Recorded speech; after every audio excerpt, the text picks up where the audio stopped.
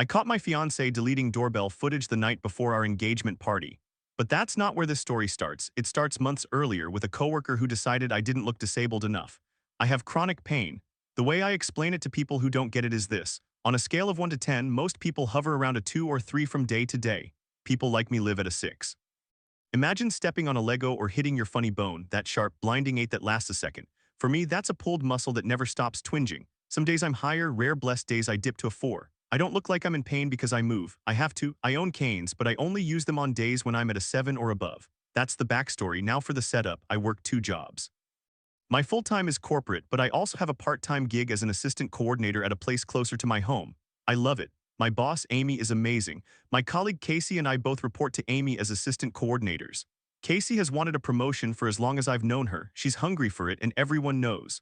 I, on the other hand, am happy where I am. Any promotion from my position would mean full-time, and I already have a full-time job. I do this part-time to pad my savings and because I genuinely like the work. Staying busy helps with my anxiety.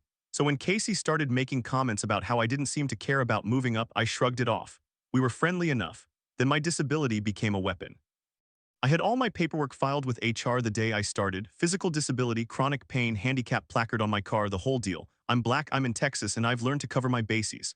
The placard is on my rearview mirror and I have the license plate marker.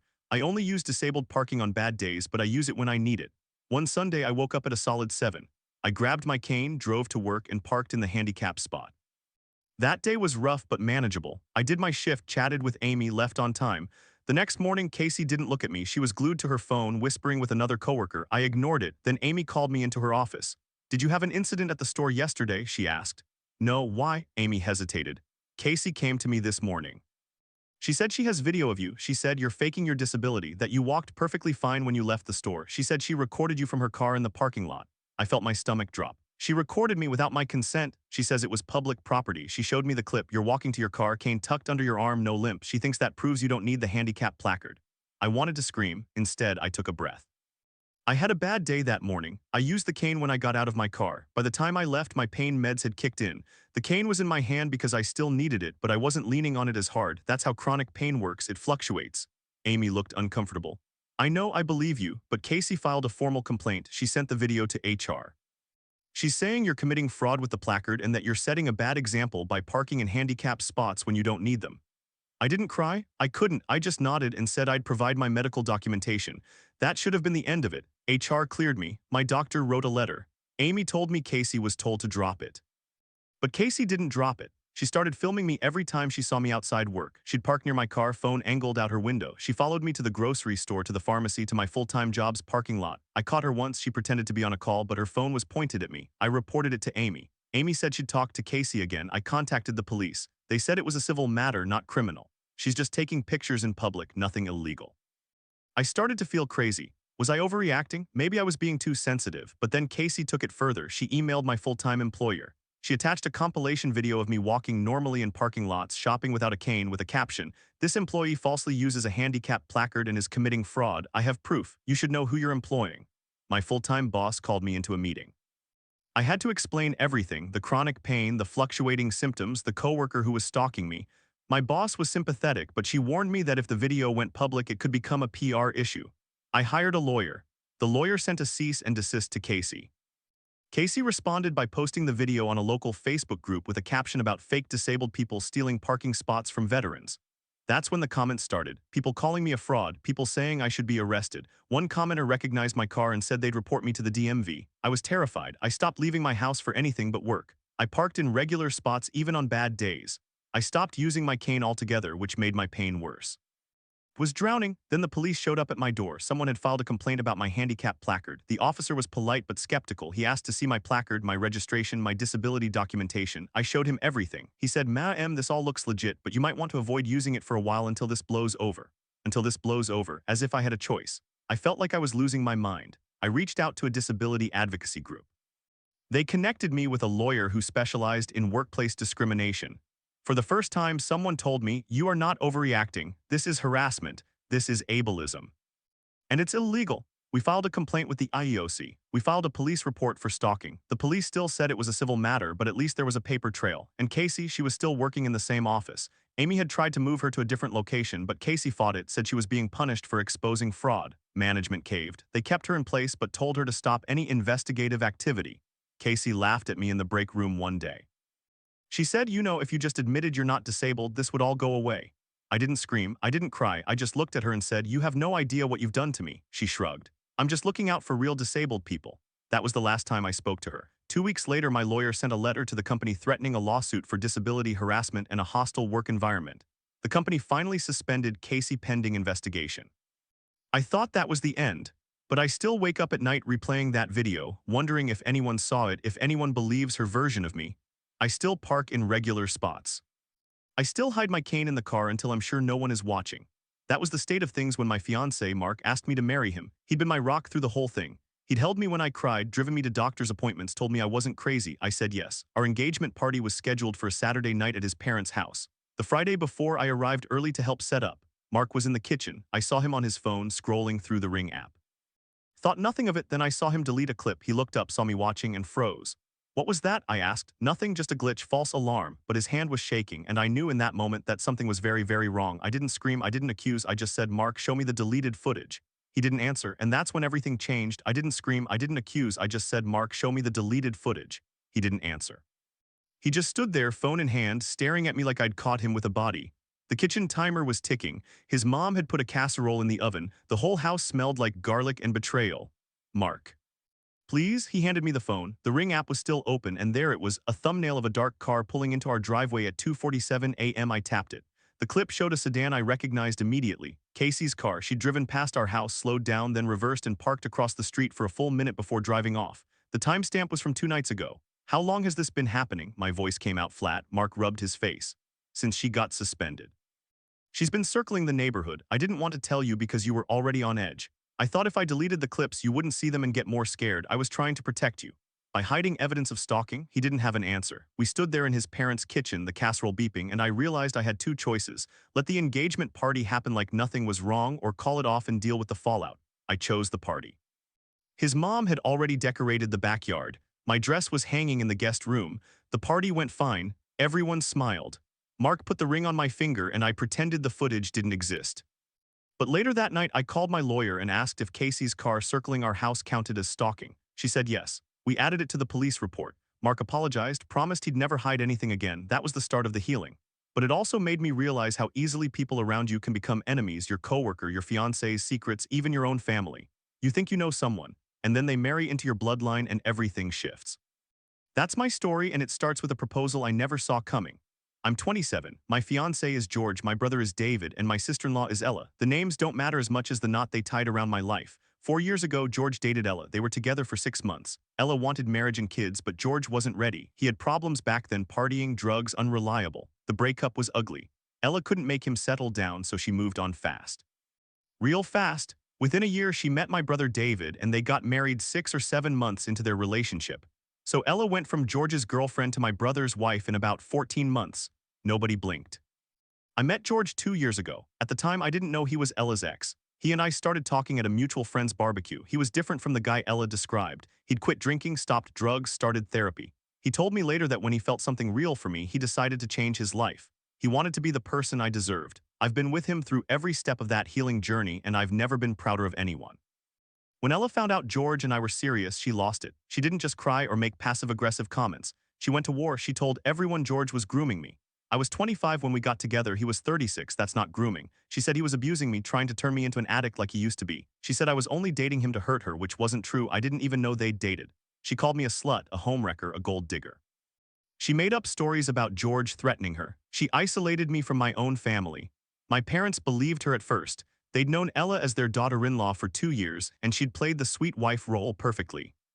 They didn't know about her past with George. My brother David, he was stuck in the middle. He loved Ella, but he also loved me. He tried to stay neutral, which made everything worse. I stopped going to family dinners. I missed holidays. My mom would text me, "When are you coming around? Ella misses you," and I'd want to scream. The breaking point came at my cousin's wedding. Ella cornered me in the bathroom. She told me George had proposed to her once and she'd turned him down, and now he was just settling for me. I knew she was lying. George had never proposed to her, and he'd told me their relationship was toxic from start to finish. But she kept pushing. She said I was a placeholder, that George would leave me for her if she ever gave the word. I walked out of that bathroom shaking. My brother David saw me. I told him everything. He said, "You have to forgive her, she's just hurt." That's when I realized David wasn't going to protect me. He wasn't even going to listen. A few weeks later, George and I were at his apartment. He'd been cooking dinner, his specialty, chili with extra jalapenos. He got down on one knee in the kitchen, ring box open. "I want to spend the rest of my life making you happy." I said yes. We decided to announce it at the next family dinner. Everyone was there, my parents, David, Ella, a few cousins. George and I walked in holding hands and I showed them the ring. My mom cried, my dad hugged George. David looked confused, then forced a smile. Ella stared at the ring like it was a snake. She didn't say anything at the table. But the next morning I got a text from my brother. "Did you really say yes to that loser? What about our sisterhood? Ella is devastated." I didn't respond. I showed the text to George. He said, "We need to set boundaries." We did. We went low contact with my family. My mom kept calling, asking why I wasn't coming to Easter. I told her I didn't feel safe around Ella. She said, "Ella is family, you need to forgive her." I hung up. Then 3 months into our engagement, Ella showed up at George's parents' house. We were there for a barbecue. She walked in like she owned the place, handed George an envelope and said, "This is from your past. Thought you'd want to see it before you ruin your future." George opened it. Inside were printed emails from 5 years ago, including one from a woman claiming George had gotten her pregnant and then abandoned her. The email was fake. The woman's name was made up. George had never seen it before. He confronted Ella in front of everyone. "Where did you get this?" She smirked. "Anonymous source. Just thought your fiance should know who she's really marrying." George's dad said, "That's enough." He took the envelope and told Ella to leave. She refused. She started screaming that George was a liar, a manipulator, that I was a fool for trusting him. My brother David was there. He looked at his wife, then at us, and said, "Ella, stop. This is too far." She turned on him. "You're taking their side after everything I've done for this family." David said, "You're lying. I know you're lying. I just didn't want to see it." That night, David told Ella she needed to get help. She packed a bag and went to her mother's house. He called me the next morning and said, "I'm so sorry. I should have believed you from the start." My parents finally came around when my dad did some digging and found that the email address Ella used to send that anonymous tip was her own secret account. They apologized. My mom cried. Ella is now banned from all family events until she gets serious therapy. David is going through a divorce. It's messy and it's sad because I never wanted to lose a sister-in-law, but I also never wanted a war. George and I are getting married next spring. No family drama will ruin that day.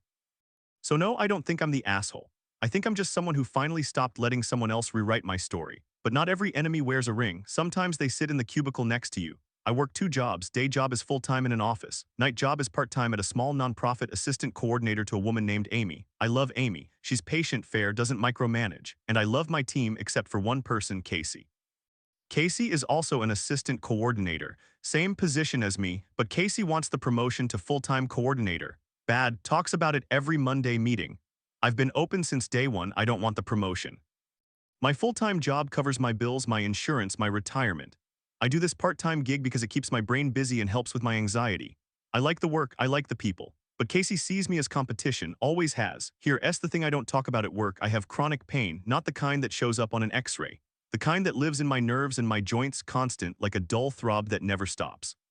I explain it to people like this. If normal people walk around at a pain level of 2 or 3, I'm at a 6 every single day. Like you've pulled a muscle and you're scared to move wrong. Some days I'm at a 7 or 8, and on those days I use a cane. I have a handicap placard for my car. I filed all the paperwork with HR the day I started. Everything is legal, documented, signed off by my doctor. Casey knows this. I told her early on when she asked why I parked in the handicap spot on bad days. I said, "I have a disability, here's my placard." She nodded and said, "Oh, okay."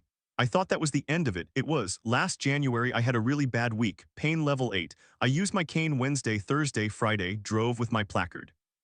I was slow, careful, limping through the office. Casey watched me every time I passed her desk. I could feel her eyes on my back. Saturday I felt better, still a 6, but I could move without the cane. I went to the grocery store to pick up a few things. I was walking normally, no limp, no wincing. I was just a woman buying avocados and bread. I didn't notice Casey in the produce aisle. Sunday morning I get a text from Amy. "Can you come in early tomorrow? We need to talk." I knew something was wrong. Amy doesn't text like that. Monday morning I walk into her office. Casey is already there, sitting in the chair across from Amy's desk. Amy looks pale. Casey is holding her phone. Amy says, "Casey showed me something I need to discuss with you." Casey turns her phone toward me. It's a video. Me in the grocery store walking down the aisle. No cane, good posture, normal stride. The video is about 30 seconds long, filmed from behind a display of chips. You can see my face at one point when I stop to read a label. Casey says, "I just want everyone to know the truth. You're not disabled. You're faking it for the parking spot and the sympathy." I didn't scream. I didn't cry. I just stared at the screen, then I looked at Amy. "She's been stalking me." Amy said, "I know, I already called HR." Casey's face went red. "I'm not stalking. I was shopping. I saw her. It's public record." You hid behind a display and filmed me without my consent, I said. That's stalking. Amy stood up. Casey, I need you to leave the office while I handle this. Casey left. Amy closed the door. She told me she'd already reviewed the footage and she believed me. She said Casey had been bragging about the video to other coworkers. That's how Amy found out. I filed a formal complaint. I also called the police. The officer who took my report looked bored. He said, so she filmed you in a public place. That's not illegal in Texas. I said, she's been watching me outside of work. She followed me to the store. She recorded me. He shrugged. I'll file it, but don't expect charges. That's when I realized the system wasn't going to protect me. I'm black. I'm a woman. I'm disabled. And in Texas, that combination means you get a lot of shrugs. But my boss, Amy, didn't shrug. She escalated the complaint to corporate. She sent them the video, Casey's admission, and the email Casey sent to HR claiming I was defrauding the company by lying about a disability. Corporate launched an investigation. Casey was put on administrative leave. 2 weeks later, I got a call from Amy. Casey had been fired. The video was a violation of company policy. Stalking a coworker was grounds for immediate termination. Casey tried to appeal, but corporate didn't budge. I thought it was over. Then I started seeing Casey's car in my neighborhood. Not every day, but once a week. Same model, same color, same dent in the rear bumper. She'd drive past my house slowly. I didn't call the police. They'd already shown me how little they cared. I called my lawyer instead. She said, this is now a pattern of harassment. Get a restraining order if you can prove it. I started documenting. Photos, timestamps, license plate numbers. I installed a Ring camera. I stopped walking alone after dark. Casey hasn't been back in 2 months, but I still check the camera every morning before I leave the house.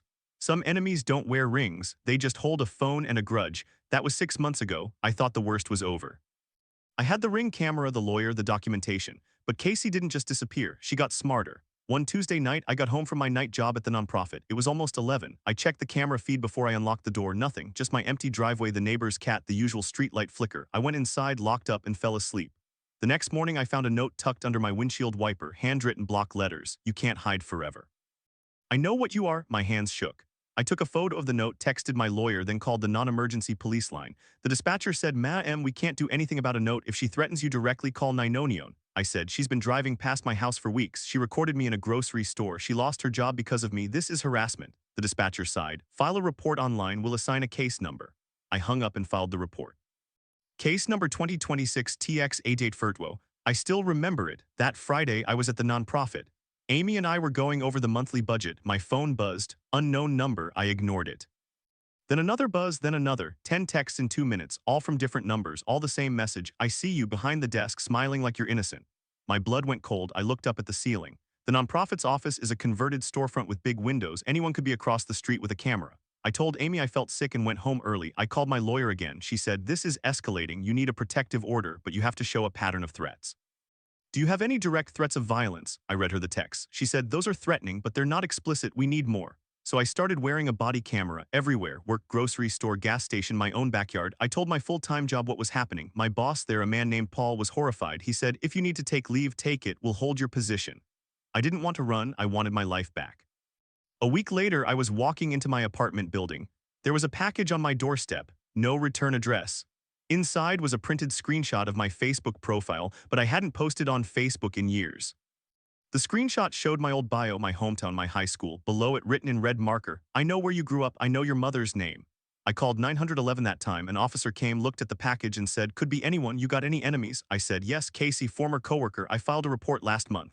He wrote it down, said he'd check in with her. 2 days later, he called me and said he'd spoken to Casey. She denied everything. Said she hadn't contacted me. The officer said, without solid proof she sent the package, we can't do much. Get a lawyer. I already had one. She filed a petition for a protective order. The hearing was scheduled for 3 weeks later. In those 3 weeks, I barely slept. I stopped going to my night job. I asked my neighbor to watch my car. I changed my route to work. I told Amy I'd work from home until the hearing. She said yes. The day of the hearing, I walked into the courthouse with my lawyer, a folder of evidence, screenshots of texts, photos of the note, the package, the Ring camera timestamps showing Casey's car. Casey didn't show up. Her lawyer, she had one, apparently said she was out of state. The judge reviewed everything and granted the protective order. 2 years, no contact, must stay 500 feet from me, my home, my work. I thought that was it, finally, but the order doesn't stop someone who doesn't care. 3 days later, I got a call from Amy. She sounded shaky. I just got a letter from corporate. They're reopening the investigation. What, why? Because Casey sent them a new video from last week. She filmed you leaving your apartment building. You were walking without your cane. She claims you're not disabled, and she's accusing the company of wrongful termination based on fraud. I said, she's violating the protective order just by filming me. Amy said, I know, I already forwarded the order to HR, but they're obligated to investigate, they'll clear you.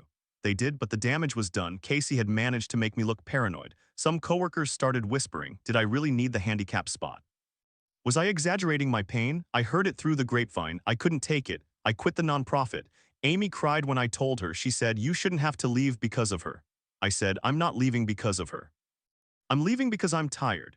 I moved, new apartment, new address, new job, no Casey, no Ring camera paranoia. I changed my phone number. I deactivated all my social media. I started therapy. It's been 4 months now. I still have bad pain days. I still use my cane. I still park in the handicap spot, but I don't look over my shoulder anymore. The protective order is still active. Casey hasn't contacted me since.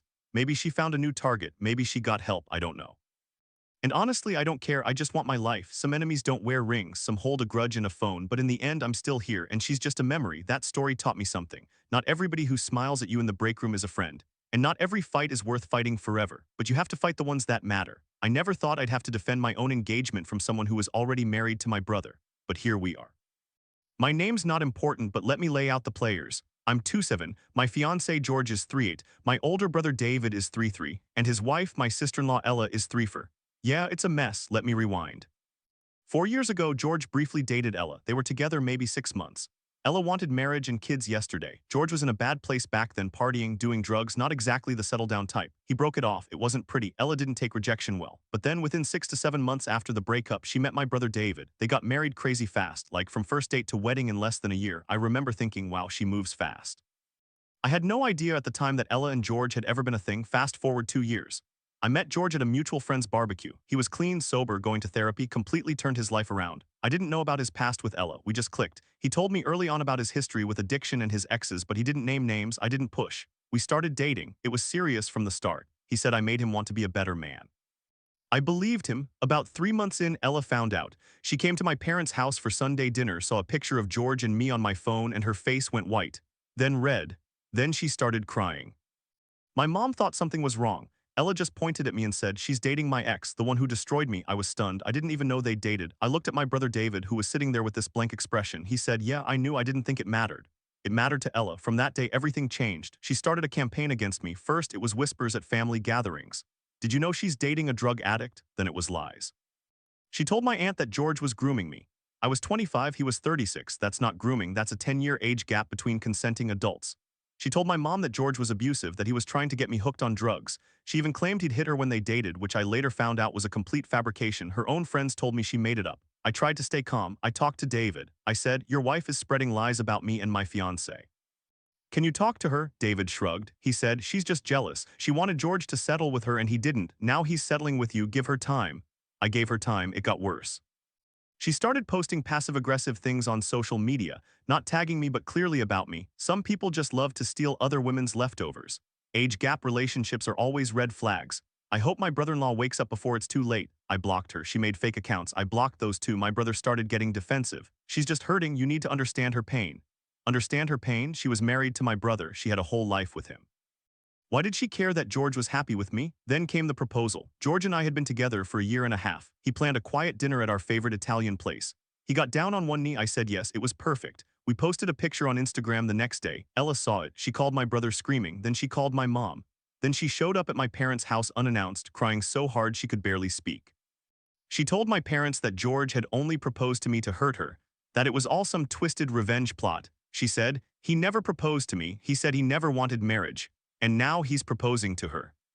It's obviously to spite me. My mom called me. Honey, can you come over? Ella is very upset. I went. I walked into the living room. Ella was on the couch, red-eyed, clutching a tissue. My dad was standing by the fireplace looking uncomfortable. I sat down. Ella looked at me and said, you knew what he did to me. You did this on purpose.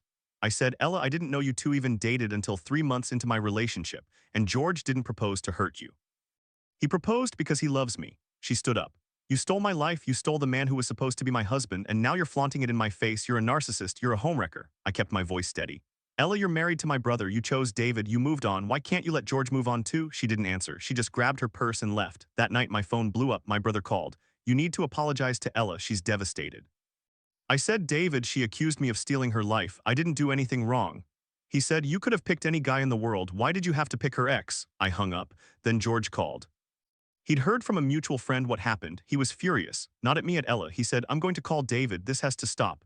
He did. David didn't answer, so George left a voicemail. David, your wife has been harassing my fiance for over a year. She's lying about me. She's lying about her. If this doesn't end, I'm getting a lawyer involved. David finally called back. They argued for an hour. George told me later that David admitted Ella had been talking about George nonstop since we got engaged. David said, "She compares herself to you every day. She says you have everything she wanted. The engagement party was a week away. I didn't want to cancel. My parents offered to host it at their house. I said yes. I told them I just want to celebrate with people who love us. No drama." The night before the party, I went to my parents' house to help set up. My mom was in the kitchen arranging flowers. My dad was out back setting up chairs. I was putting out appetizer plates when the doorbell rang. I opened the door. It was Ella, no David. She looked calm, too calm. She said, "Can I come in?" I said, "What do you want, Ella?" She said, "I want to talk, just us." "Please." I let her in. We sat in the living room. My mom came out, saw Ella and said, "Oh, honey, are you okay?" Ella said she was fine. My mom went back to the kitchen. Ella leaned forward. "I know I've been awful. I'm sorry. I've been seeing a therapist. I realize I projected all my anger onto you. It wasn't fair." I didn't say anything. I just waited. She said, "I came to apologize in person and to tell you that I'll stay away from the party tomorrow. I don't want to ruin it." I almost believed her. I wanted to believe her. I said, "Thank you, Ella. That means a lot." She smiled. It looked genuine. She stood up, hugged me and left. I felt a wave of relief. Maybe this nightmare was over. The next morning, the engagement party was beautiful. Friends, family, good food, good music. George and I danced. My parents gave a toast. My brother David showed up alone. He said Ella had a headache. I didn't ask questions. Around 3 in the afternoon, when the party was winding down, I got a text from an unknown number. It was a screenshot of a Facebook post from Ella. It said, "Keeping an eye on my happy family from a distance. Some people don't deserve their happily ever after." There was a photo attached. It was taken from across the street through the window of my parents' house. You could see me and George dancing. The caption read, "Little does she know I know everything about her." My stomach dropped. I showed George. He went pale. He said, "She's watching us right now." I looked out the window. I didn't see her car, but I felt her eyes. I went to my brother. I showed him the post. He sighed, "I'll talk to her." I said, "David, she took a photo of us from outside the house. She's stalking us. This isn't just jealousy anymore." He said, "I'll handle it." He didn't. 2 weeks later, I got a voicemail from an unknown number. It was Ella's voice, whispered, almost singing, "I know where you live. I know where you work. I know where your mother goes to church. You should be careful." I played it for George. He called the police. The officer who came said, "This is harassment." But without a direct threat of violence, it's hard to get a restraining order. Document everything, block her, don't engage. I did, but I also called my parents. I told them everything. My mom was horrified. My dad was silent for a long time, then said, "She's not welcome in this house anymore." My brother tried to defend her. "She's just hurt. She needs help." My dad said, "She needs to be away from this family. I'm banning her from our home until she gets real help." David didn't speak to us for 3 months. Ella stopped showing up at family events. The silence was heavy, but it was better than the chaos. A few months later, I heard through a cousin that David and Ella had separated. She started dating someone new, someone who apparently didn't have any ties to the family. I don't know the details. I don't want to know. George and I got married 6 months ago. It was small. My brother came alone. He hugged me and said, "I'm sorry I didn't see it sooner." I said, "You're here now. That's what matters." Ella hasn't contacted me since the voicemail. The protective order we filed was granted for a year. It expired. I didn't renew it. I'm not scared of her anymore. I'm just tired. Some enemies don't wear rings. Some wear a wedding band and call you family. But in the end, the truth wins. She couldn't accept that George chose me. She couldn't accept that her own husband wasn't enough. But that's her problem, not mine. I'm married to the man I love. I have a family that supports me. And Ella, she's just a cautionary tale. Some people will burn everything down just to feel warm. You can't stop them. You can only walk away from the fire. But that wasn't the only time someone in my life decided to turn my own story against me. A few months after the wedding, I thought the drama was behind me. I was wrong. This next part isn't about family, it's about work. And it's about a coworker who decided my disability was a lie. I'm a black woman in my early 30s living in Texas. I have a condition called chronic pain. The way I explain it to people who don't have it is like this. Normal people walk around at a pain level of maybe a 2 or 3 on a bad day. People like me sit at a 6 every single day. That stepping on a Lego, hitting your funny bone jolt is an 8. It's brief but excruciating. For me, it's like pulling a muscle and then having to live with that constant dull ache, especially when you move a certain way. Some days it's higher. Some rare, blessed days I drop to a 4 or even lower. I stay active. I work 2 jobs. I don't complain about it much. But I do have canes. I only use them on days when I'm at a 7 or above. I also have a handicap marker on my license plate and a placard on my rearview mirror. I'm legally disabled. I've got all the paperwork filed with both my employers in case I ever need accommodations. I started a new position at my part-time job about 8 months ago. I'd been moved to a location closer to home because they expanded. I loved my new team. My boss, Amy, was genuinely supportive. My colleague Casey and I got along fine at first. We were both assistant coordinators to Amy. Casey wanted a promotion. Everyone knew that. I didn't. Any promotion from my role would mean going full-time, and I already had a full-time job. I did this one to pad my savings, and because I liked the work, staying busy helped my anxiety. Casey was always nice to my face, but there were little comments. Like once I parked in the handicap spot because I was having a bad day, the kind where walking from the far end of the lot would have left me in tears by the time I got to the door. Casey saw me get out of my car and said, "Oh, you parked there? I didn't realize you needed that." I explained my condition. She nodded, but her eyes flickered. I didn't think much of it. Then came the morning of Sunday, January 12th. I woke up at 7. I took my meds, grabbed my cane, and drove to the grocery store before work. I was in the parking lot walking slowly, leaning on the cane, when I noticed a car idling near the entrance. It was Casey's car. I recognized the bumper sticker. She was sitting in the driver's seat, phone pointed at me. I froze. She lowered the phone and waved, friendly. Like she'd just been checking something. I waved back and went inside. I thought maybe I was overreacting. But the whole time I was shopping, I felt sick. By the time I got to work, I'd convinced myself it was nothing. 2 days later, Amy called me into her office. She looked uncomfortable. She said, "Casey came to me this morning. She showed me a video she took of you in a parking lot. She claims you're faking your disability." I didn't scream. I just sat there. Amy said, "She says you walked perfectly fine into the store. She says you only use the cane when you think people are watching." I said, "Amy, I have a chronic pain condition. Some days I use the cane, some days I don't." Day she filmed me, I was having a rough morning. I was leaning on the cane. I could barely walk. Amy nodded. "I believe you, but she's filed a formal complaint with HR. They're going to investigate." That was when everything changed. I thought people would see the video and realize Casey was wrong, but Casey had edited it. She'd clipped out the part where I limped through the parking lot. She'd only shown the few seconds where I stood still before the entrance, adjusting my bag. In that snippet, I looked fine. HR called me in. They asked for my medical documentation. I gave it to them. They asked for a statement from my doctor. I got that too, but Casey kept pushing. She told Amy that I was playing the system. She said I was taking advantage of accommodations meant for truly disabled people. I went home that night and cried, not because of the pain, I was used to that, but because someone had decided to weaponize my own body against me. The next week, I filed a police report. I told them Casey had been stalking me, filming me without consent. The officer looked at the evidence. He said, "This is your coworker." "Have you had any direct threats?" I said. "She's trying to get me fired for being disabled." He said, "That's a civil matter. We can't do much unless there's a threat of violence." I felt hopeless. I asked Amy if I could work from home until the investigation was done. She said yes. The week after that, Casey started posting on social media. She didn't name me, but she described my situation. "Some people use fake disabilities to get out of work. It's disgusting."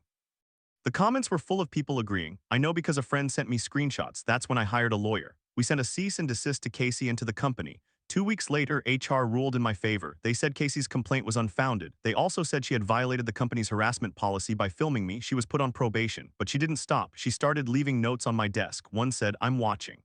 Another said, "The truth always comes out." I took photos of every note. Then last month, I got a text from an unknown number. It was a video. A new video of me taken just last week outside my house. I was walking to my car without my cane because it was a good pain day. The video was captioned, "Look who's suddenly cured." I had to move my car to a different parking spot. I changed my route to work. I started looking over my shoulder every time I left the house. I went to the police again. This time I had more evidence, the notes, the texts, the social media posts. The officer said, "This is stalking, but without a direct physical threat, we can only file a report." I'm still waiting. Casey still works at the same office, though she's been moved to a different team. Amy calls me every week to check in. She's scared for me too. The thing is, I'm not faking, I never was, but Casey can't see that. She only sees what she wants to see, a black woman with a handicap placard, and she assumes I'm lying. She wants to prove she's right, even if it means destroying my life. I'm still fighting. I've got a lawyer. I've got a protective order pending. And I've got my family, my husband, and my friends. But there are days when I wonder if I'll ever feel safe again. Some people will burn everything down just to feel warm. You can't stop them. You can only walk away from the fire, but I should have known Casey wasn't done. The video from outside my house, that was the last straw. I remember sitting on the couch, my husband next to me, the phone in my hand. The number wasn't saved. I opened the text and my stomach dropped. It was me walking to my car on a good day, no cane, no limp, just a woman getting into her car. The caption said, "Look who's suddenly cured." My husband grabbed the phone. "Who sent this?" "I don't know, but I did. I knew it was Casey or someone she'd gotten to help her." He called the lawyer right then. It was 9 at night, but the lawyer picked up. She said, "Do not delete anything. Save the number. We're going to file for a protective order tomorrow." I didn't sleep that night. I kept thinking about how she'd followed me home, how she knew where I lived. I thought about the handicap placard on my rearview mirror, the way she probably watched me park, watched me walk to my door. How long had she been doing this? Weeks, months. The next morning, I drove to the police station with my husband. I had the screenshots of the text, the notes I'd taken pictures of, the original video Amy had shown me. The officer at the desk looked tired. He was the same one from before. He said, "You again." I said, "She texted me a video of myself from outside my house." He sighed, "Do you have any proof it was her? The number is new, but who else would it be?" He took my statement. He said they'd try to trace the number. I knew that was a long shot. He also said the protective order would have to go through civil court, that it would take time. I called my lawyer. She said, I'll file the petition this afternoon. In the meantime, do not engage, do not reply.